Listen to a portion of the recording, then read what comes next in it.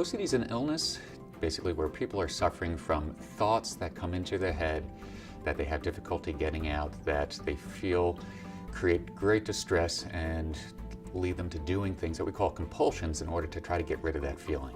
OCD is pretty common. We know throughout a person's lifetime, if we look at the population in the United States, for instance, we know that about 2.5% of the population are going to suffer OCD at some point in their life. Some of the most classic symptoms, you'll see people spending a lot of time washing their hands, taking extra long showers, avoiding touching doorknobs, things that they might feel contaminated from, or they may spend a lot of time checking locks and stoves, feeling very uncertain. Maybe they left something on, did not lock the door, and they get very troubled by those feelings. We know that a third of the time symptoms show up before a person's 15, about another third of the time they show up before age of 25, and then the rest shortly after that.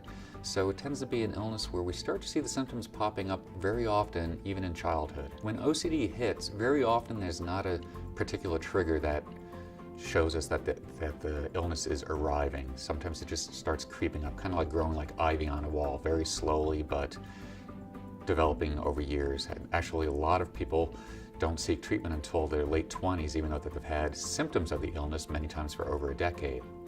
Now, we do see other times where a person has an increased stress in their life, maybe the birth of a child or death of a loved one, or they have some increased responsibility in their life. We'll see sometimes that will be the signs where the symptoms will first emerge.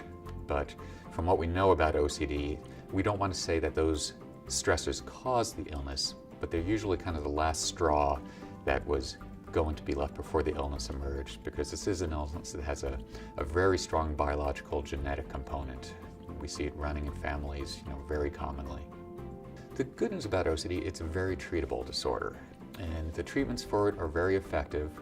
Typically, what people find is a combination of medication for it that helps reduce the anxiety, helps those thoughts feel less sticky in the mind, that they'll have the thought but not have to pay as much attention to it.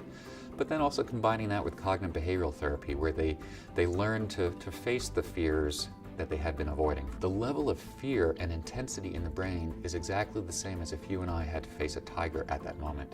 So in order to overcome the fears, we have to help them summon up tremendous amounts of courage. And the good news is when they do that, they recover very well from this illness. But for folks who don't understand OCD, they oftentimes think it's a funny little illness. But the person suffering is going through tremendous pain, through tremendous terror, that good news is it can be overcome.